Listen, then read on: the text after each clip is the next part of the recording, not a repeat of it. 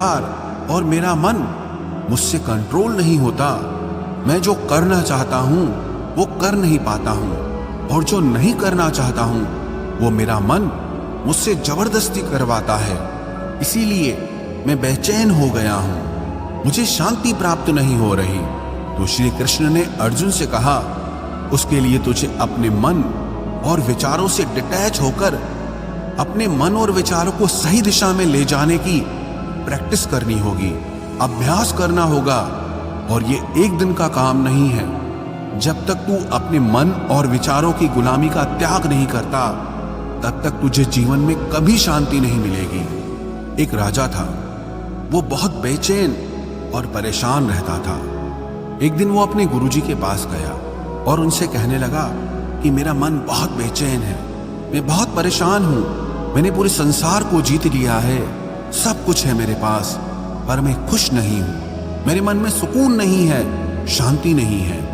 तो गुरुजी ने राजा से कहा कि तुम्हारे नगर में अगर कोई ऐसा व्यक्ति है जिसने सुकून को प्राप्त कर लिया है, शांति को प्राप्त कर लिया है, तुम उसका एक बार कुर्ता पहन लो तो तुम्हारे जीवन में भी शांति आ जाएगी। राजा बहुत प्रसन्न हो गया कि ये तो बहुत आसान काम है। वो अपने राजमहल में आया और राजसभा में वो सबसे कहने लगा कि आप लोगों में से जो भी शांत हो चुका हो, जिसे सुकून मिल गया हो, वो अपना कुर्ता मुझे दे दे। वो बदले में जितना भी धन मांगेगा मैं उसे दे दूंगा। सब लोग एक दूसरे का मुंह देखने लगे। पैसों का लालच आया, लेकिन सबको एक दूसरे की सच्चाई पता थी, क्योंकि किसी की जिंदगी में भी शांति और सुकून नहीं था।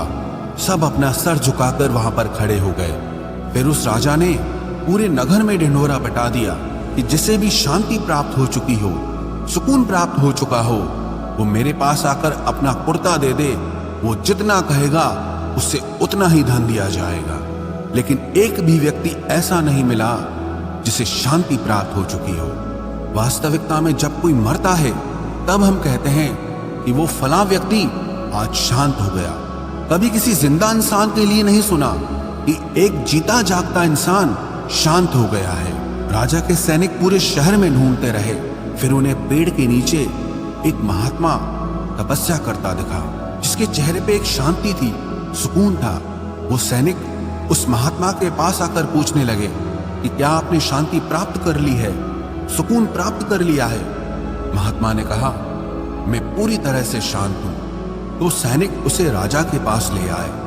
राजा ने उस महात्मा से प्रश्न किया कि क्या आपको शांति और सुकून प्राप्त हो चुके हैं? वो महात्मा कहने लगे, महाराज, मैं पूरी तरह से शांत हूं, मुझे कोई चिंता नहीं, मुझे किसी चीज की लालच नहीं, मुझे कोई इच्छा नहीं है। तो राजा भी बहुत प्रसन्न हो गए कि आखिर वो व्यक्ति मिल ही गया जिसे शांति की प्राप्ति हो चुकी है, जिसे सुकून प्राप्त हो चुका है। तो राजा उस महात्मा से कहने लगे कि हे महात्मा, आप कृपया करके अपना कुर्ता मुझे दे दीजिए, बदले में आप जो मांगेंगे मैं आपको दे दूंगा।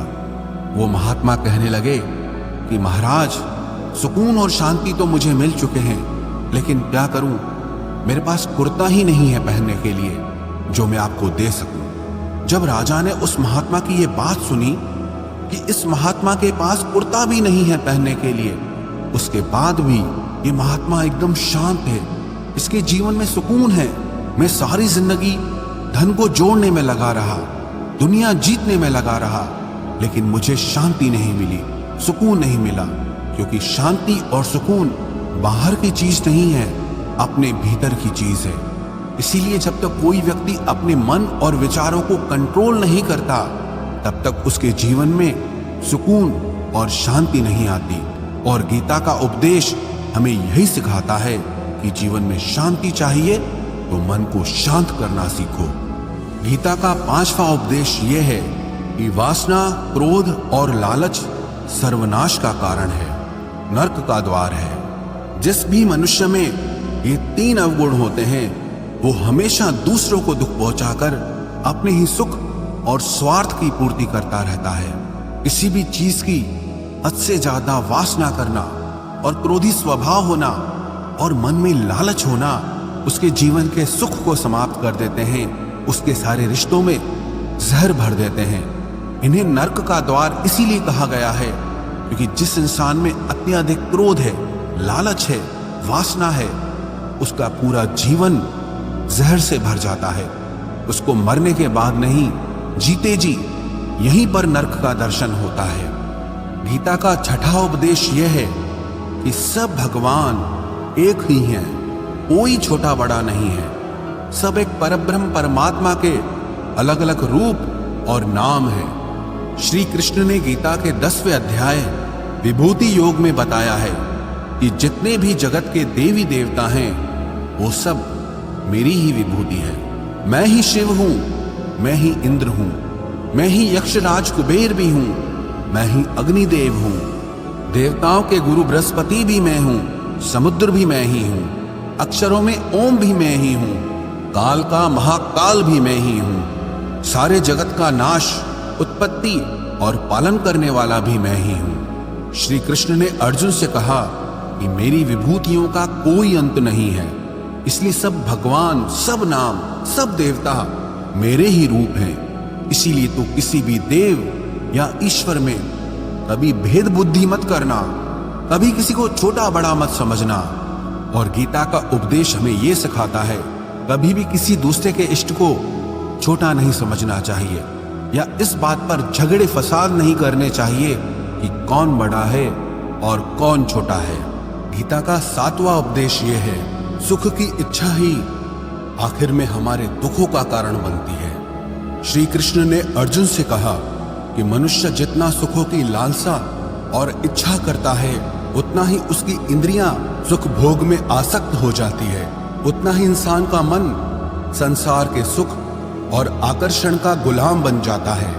और जितना सुख के पीछे भागेगा उतना ही उसे दुख के अनुभव से भी गुजरना पड़ेगा, क्योंकि ये संसार का नियम ही है। जो चीजें शुरू में मन को बहुत आकर्षित करती हैं बाद में बहुत दुख देती हैं, और जो चीजें शुरू में मुश्किल लगती हैं, कठिन लगती हैं, बाद में हमें बहुत काम आती हैं। गीता का 8वां उपदेश यह है, जो भी मनुष्य दुनिया के सारे सहारे छोड़कर सिर्फ भगवान को ही अपना सहारा मान लेता है, उसकी हर जरूरत वो ईश्वर पूरी करता है। उसकी हर प्रकार से रक्षा वो परमात्मा ही करता है। अनन्याश्चिन्तयो माम ये जनाः पर्युपासते तेषां नित्याभियुक्तानां योगक्षेमं वहाम्यहम्। जो भी व्यक्ति मुझे ही अपना सहारा मानता है उसका योगक्षेम मैं वहन करता हूं। योगक्षेमं वहाम्यहम् अर्थात जो चीज नहीं मिली है उसकी प्राप्ति कराना उसका नाम योग है, और जो चीज जीवन में मिली हुई है उसकी रक्षा करना उसका नाम क्षेम है।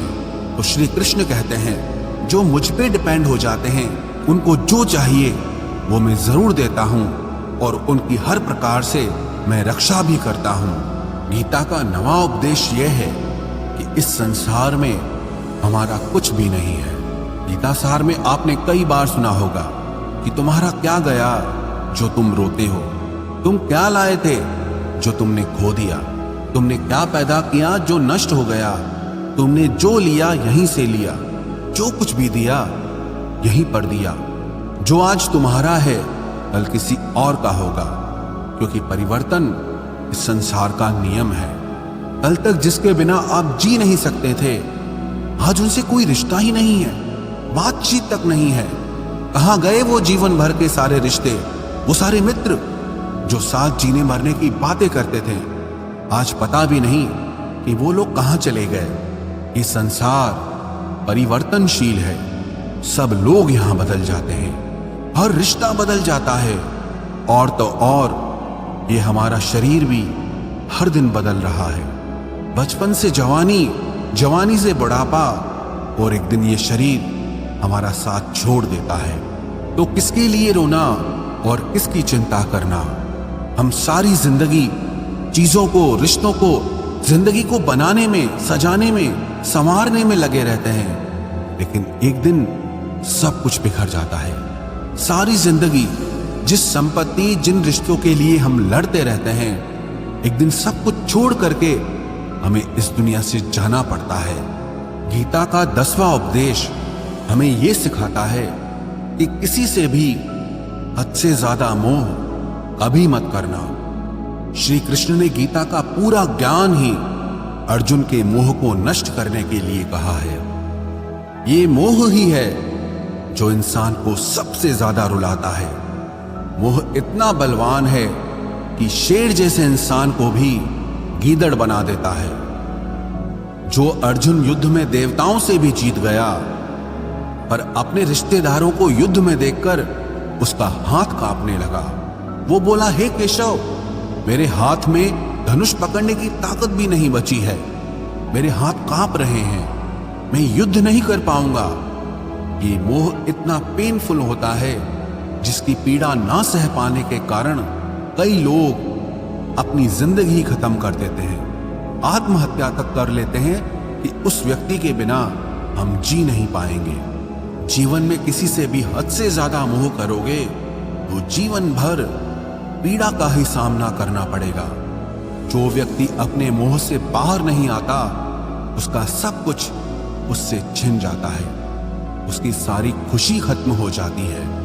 इसीलिए गीता का ज्ञान बार बार यही सिखाता है कि अपने मन के मोह को त्याग करके आप बलवान बनो, बुद्धिमान बनो, सत्य के दर्शन करो कि वास्तविकता क्या है।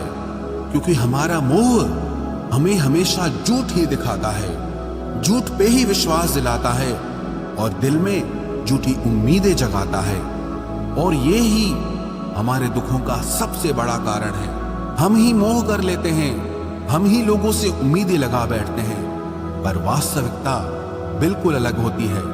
लोग वैसे नहीं होते जैसे हम मान लेते हैं, जैसा हम समझ लेते हैं, क्योंकि मोह के कारण हमें सच्चाई नहीं दिख पाती, लोगों का असली चेहरा नहीं दिख पाता। इसीलिए गीता का उपदेश हमें यह सिखाता है कि जीवन में अगर आनंद और प्रसन्नता से रहना है तो किसी में भी हद से ज्यादा मोह कभी मत करना। गीता का 11वां उपदेश ये है कि इस दुनिया में अगर आए हो तो दुख तो मिलेगा ही मिलेगा। दुख से कभी घबराना मत, दुख से कभी डरना मत। श्री कृष्ण ने गीता में कहा है कि ये संसार दुखालयम अशाश्वतम है, अर्थात ये संसार दुखों का घर है। जैसे औषधालय में औषधि मिलती है, पुस्तकालय में पुस्तकें मिलती है, चिकित्सालय में चिकित्सा होती है, वैसे इस संसार को भी श्री कृष्ण ने एक नाम दिया है, दुखालय, जहां पर दुख मिलता हो। दुख तो यहाँ हर किसी के जीवन में आता ही है, लेकिन अगर दुख आया है तो सुख भी आएगा। इसीलिए दुख से कभी डरना नहीं चाहिए, क्योंकि ये संसार दुखालय भी है और अशाश्वत भी है। अशाश्वत का मतलब ही यही होता है कि यहाँ परमानेंट कुछ भी नहीं है, यहाँ सब कुछ बदल जाता है। दुख सुख में बदल जाता है और सुख दुख में बदल जाता है। सम्मान अपमान में और अपमान सम्मान में बदल जाता है। खुशी दर्द में और दर्द खुशी में कभी भी बदल जाती है। जीत हार में और हार जीत में यहाँ कभी भी कुछ भी बदल सकता है। कुछ भी परमानेंट नहीं है, ना ही हम परमानेंट हैं, ना ही हमसे जुड़ी कोई चीज यहाँ पर परमानेंट है, क्योंकि ये संसार अशाश्वत है, शाश्वत नहीं है। यहाँ सब कुछ बदलने वाला है, यहाँ कुछ भी परमानेंट नहीं रहेगा। तो आपका दुख भी परमानेंट नहीं रहेगा, इसलिए दुख से कभी भी डरना नहीं चाहिए। गीता का ये उपदेश हजारों साल पुराना है, लेकिन आज भी नए से नया है। पूरे विश्व में गीता को सबसे ज्यादा पढ़ा गया है और सबसे कम समझा गया है। श्रीमद् भगवत गीता के ये उपदेश